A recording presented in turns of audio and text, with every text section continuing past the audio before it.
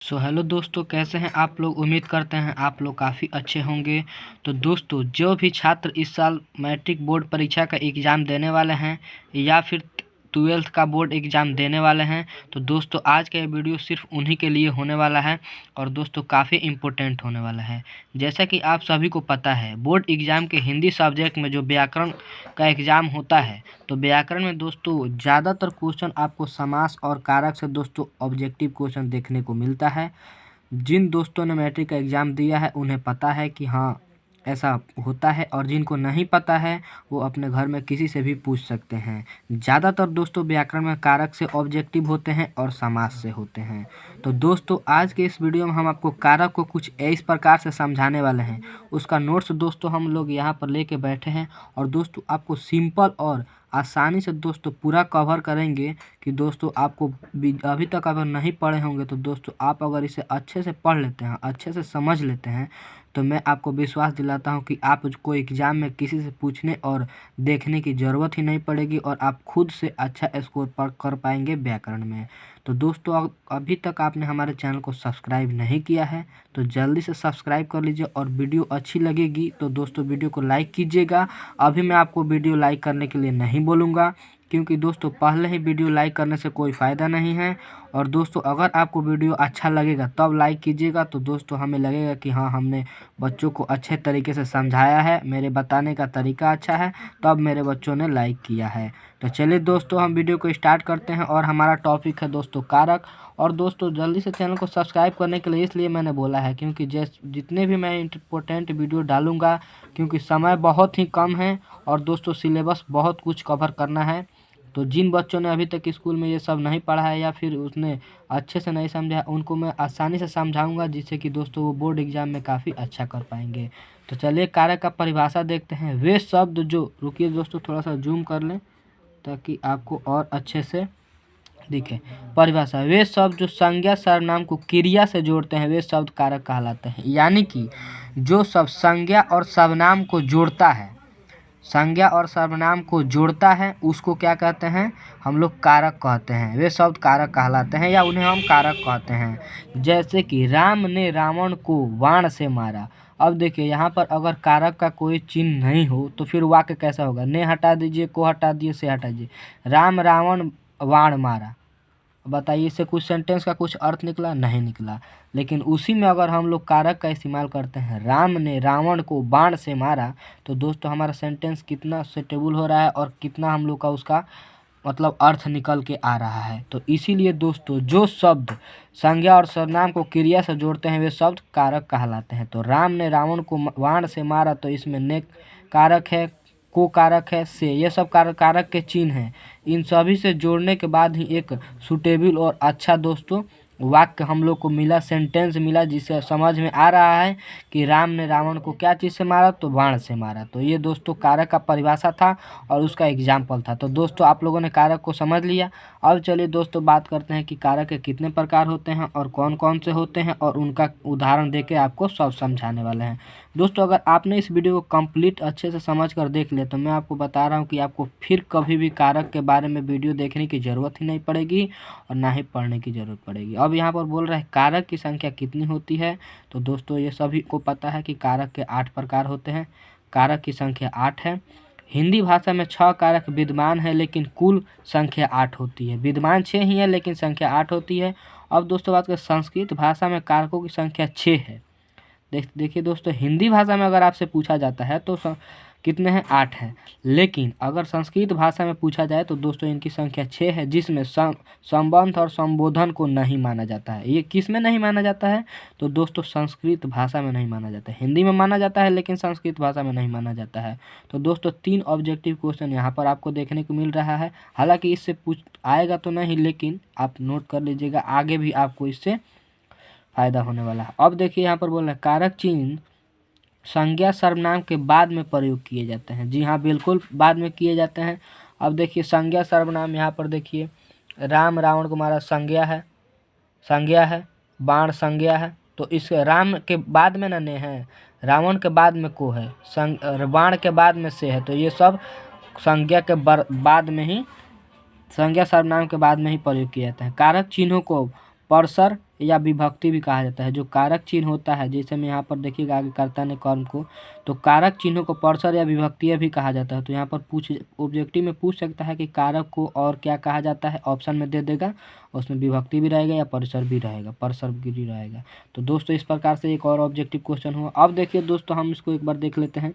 ये सभी तो सबको याद होगा, लेकिन एक बार जब हम शुरू से पढ़ा ही रहे हैं तो एक बार लाइन से इसको सीरियल बाय सीरियल करते करेंगे। दोस्तों वीडियो ज़्यादा लंबा हम नहीं बनाएंगे, नहीं तो ज़्यादा वीडियो लंबा बनाएंगे तो आप लोग बोलोगे कि इतना बड़ा वीडियो समझ में नहीं आया। लेकिन मैं आपको कम समय में ही कुछ इतना समझा दूंगा। ये नोट्स मैंने बनाकर तैयार करके रखा है, काफ़ी बच्चों को मैंने नोट्स भी दिया है, तो मैं आप लोगों को समझा दे रहा हूँ। बहुत से बच्चों से मेरा संपर्क नहीं हो पाएगा तो उनके पास तो नोट नहीं हो पाएगा, इसीलिए मैं सोचा कि क्यों ना एक वीडियो बनाया जाए जिसमें सारे नोट्स को कवर किया जाएगा। दोस्तों अभी देखिए यहाँ पर मैंने नोट्स का इतना पूरा बंडल देख सकते हैं आप लोग, कितना नोट्स मैंने यहाँ पर रखा हुआ है, आप लोग देख सकते हैं।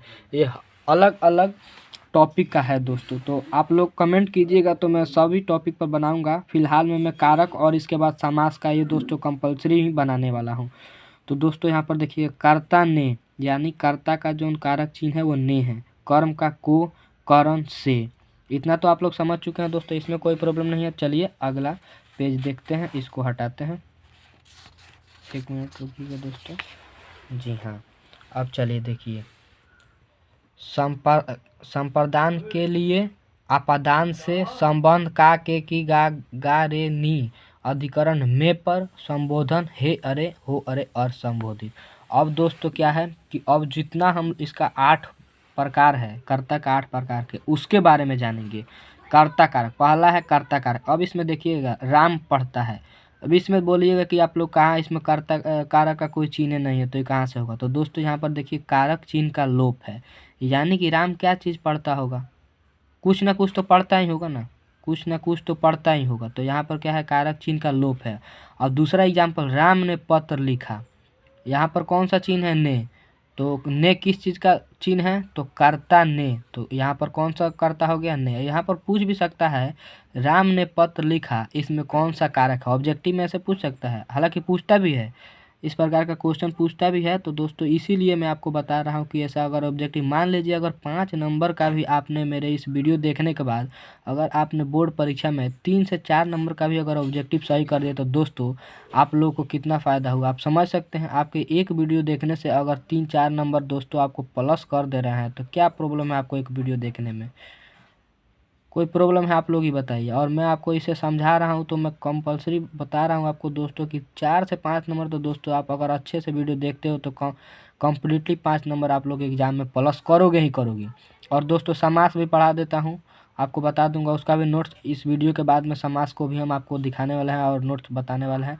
तो जल्दी से दोस्तों आप लोग वीडियो में कमेंट भी कीजिएगा ताकि जिससे उससे और भी अच्छे से। तो दोस्तों राम ने पत्र लिखा, यहाँ पर ने कारक कौन सा है, तो कर्ता ने। उसी प्रकार से मोहन ने गाड़ी चलाई, राधा ने खाना बनाया, सीता ने सिलाई की, अध्यापक पढ़ाते हैं। यहाँ पर भी देखिए लोप है, लोप है कि नहीं, कारक का चिन्ह लोप है। अध्यापक किसको पढ़ाते हैं, बच्चों को ही पढ़ाते होंगे, तो यहाँ पर उसका कर्ता का लोप है। अब यहाँ पर राम ने पुस्तक पढ़ी, सूर्य चमकता है, यहाँ पर भी लोप है। इस प्रकार का क्वेश्चन आप लोग देखिएगा एग्जाम में देखने को मिलेगा। दूसरा है कर्म कारक, इसको देखिए, राम ने रावण को मारा, यानी कि कर्ता कौन है, मार कौन रहा है, तो राम मार रहा है, तो ये क्या हुआ, ये कर्ता हो गया। और कर्म किसको मार रहा है, राम ने रावण को मारा, तो दोस्तों यहाँ पर कर्म कारक क्या हो जाएगा, रावण, रावण हो जाएगा। ठीक है, ध्यान से फिर से देखिएगा, कर्ता राम हो गया, राम ने रावण को मारा तो कर्ता राम हो गया, और किसको मारा, तो रावण को मारा, तो ये कर्म हो गया। ठीक है, उसी प्रकार से अध्यापक ने छात्रों को पढ़ाया, तो यहाँ पर अध्यापक क्या हो गया, कर्ता हो गया, और कर्म कौन हो गया, छात्र, यानी अध्यापक ने छात्रों को पढ़ाया। तो दोस्तों यहाँ पर एक और क्वेश्चन आपको पूछ देगा, अध्यापक ने छात्रों को पढ़ाया, यहाँ पर कर्म कारक कौन सा है। दोस्तों मैं जो ये पढ़ा रहा हूँ ये काफ़ी इम्पोर्टेंट है, आपको समझ में भी आ रहा होगा कि हाँ ये इम्पोर्टेंट है और इस प्रकार का क्वेश्चन बोर्ड के एग्जाम में पूछा जाता है। अब यहाँ पर दोस्तों पूछ देगा आपको ऑब्जेक्टिव में कि अध्यापक ने छात्रों को पढ़ाया, इसमें कर्म कारक कौन सा है, अध्यापक दे देगा, छात्र दे देगा, ने दे देगा, कुछ न कुछ दे देगा, आपको आप समझ में नहीं आएगा। लेकिन दोस्तों आप यहाँ पर समझे रहेंगे तो बिना सोचे समझे धड़ाक से मारेंगे और आपका 1 नंबर प्लस हो जाएगा। ठीक है, तो कर्म कारक तक दोस्तों आप लोग समझ लिए। अब चलिए तीसरा जो इसका प्रकार है उसको समझते हैं। ठीक है, दो को तो आप समझ लीजिए। अब तीसरा यहाँ पर क्या है, करण कारक। करण कारक, तो चलिए दोस्तों यहाँ पर इसका एक नोट्स है, नोट देखिएगा। अंग भंग संबंधित वाक्य करण कारक में आते हैं, यानी कि राम अंधा है, जैसे में अंग से कोई भी अंधा हो या कुछ भी हो, उस प्रकार का अगर वर्ड उसके सेंटेंस में यूज होता है तो दोस्तों वो किस कारक में आएगा, करण कारक में।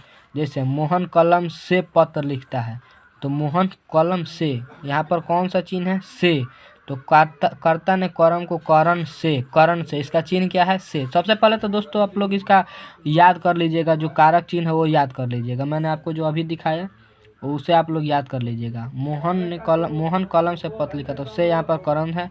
उसी प्रकार से माँ बच्चों को बोतल से दूध पिलाती है, क्या चीज़ से। चाकू है दोस्तों, सॉरी, चाकू से फल काट कर खिलाओ, से है। बच्चे बस से विद्यालय जाते हैं, क्या है, से है। महारानी लक्ष्मीबाई ने तलवार से अंग्रेजों के सिर काट डाले, से है।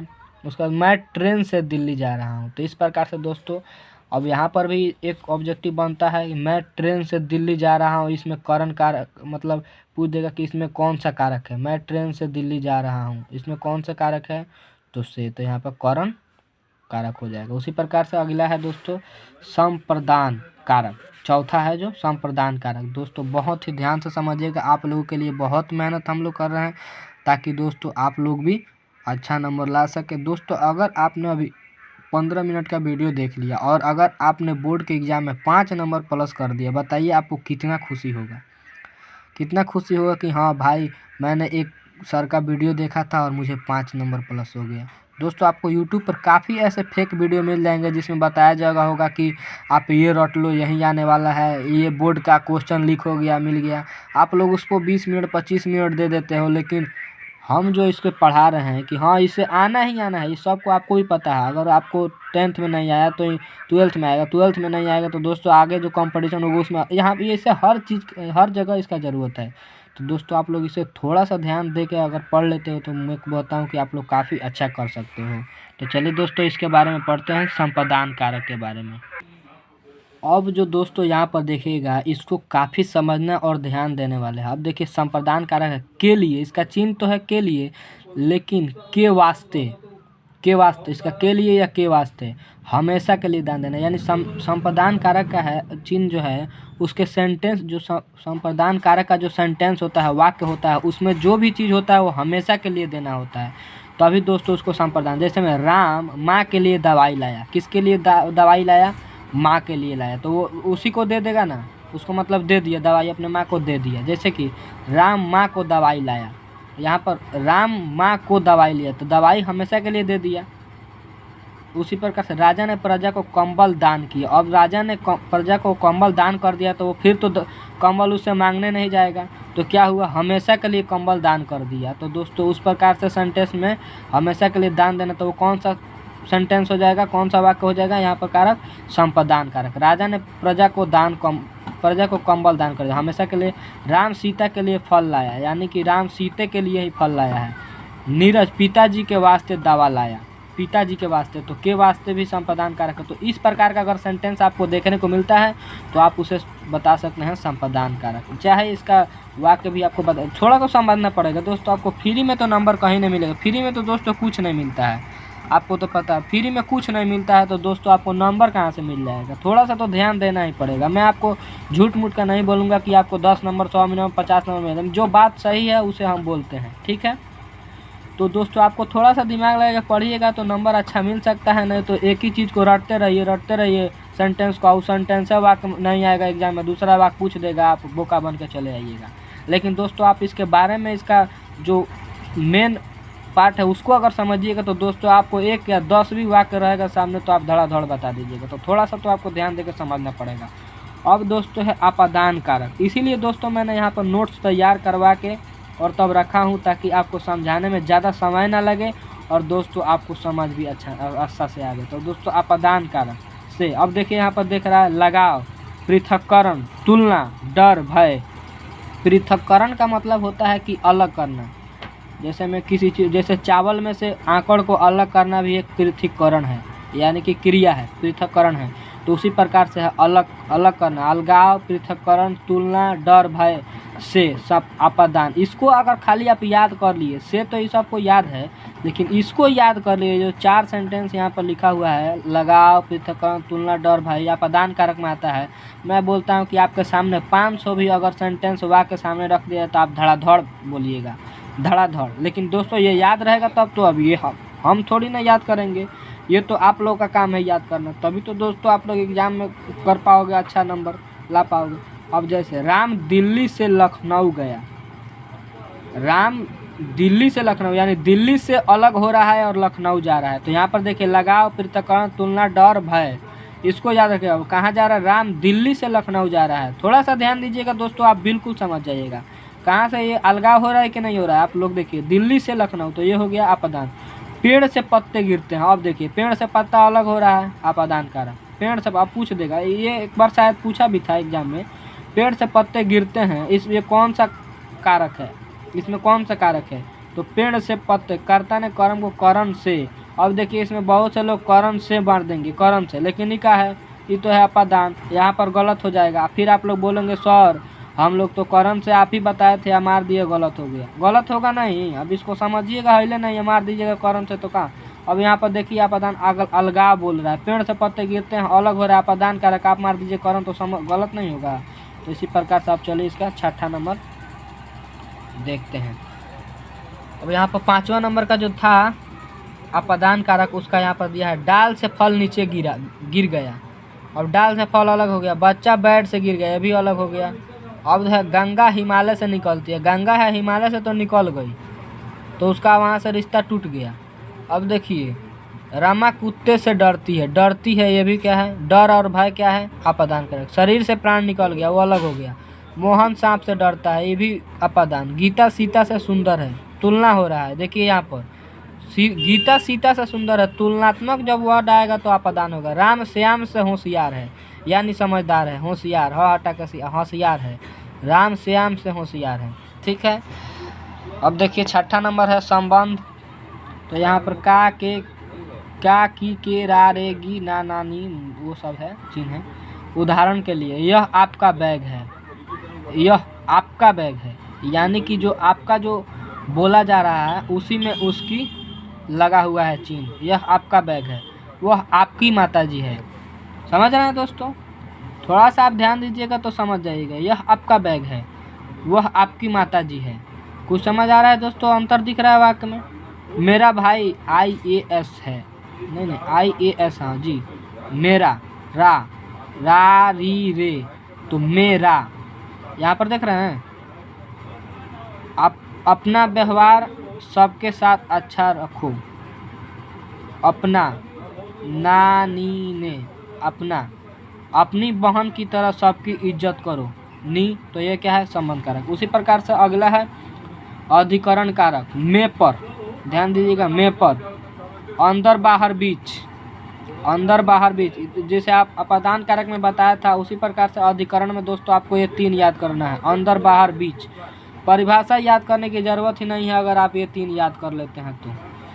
उदाहरण है पक्षी पेड़ पर बैठे हैं, यानी कहाँ? में पर, पेड़ पर, तो कौन सा कारक हो गया? अधिकरण कारक। पिताजी अंदर हैं, अंदर आ गया। घर में कोई आया है, में, अधिकरण में, कोई आया है, कोई आया है। पुस्तक मेज पर रखी है, मेज पर। मछली जल में रहती है, मछली जल में रहती है। शेर जंगल में रहता है, शेर जंगल में रहता है। तो दोस्तों इस प्रकार से आप लोग, इसमें जो है ना एक दो ऐसा भेद है जिसमें थोड़ा समझने का मतलब टाइम लगेगा और आपको थोड़ा मेहनत करना। बाकी सब इतना ना आसान है, खाली आप ट्रिक पर याद कीजिए ना, धड़ाधड़ आप दोस्तों एग्जाम में गर्दा उड़ा देंगे पूरा।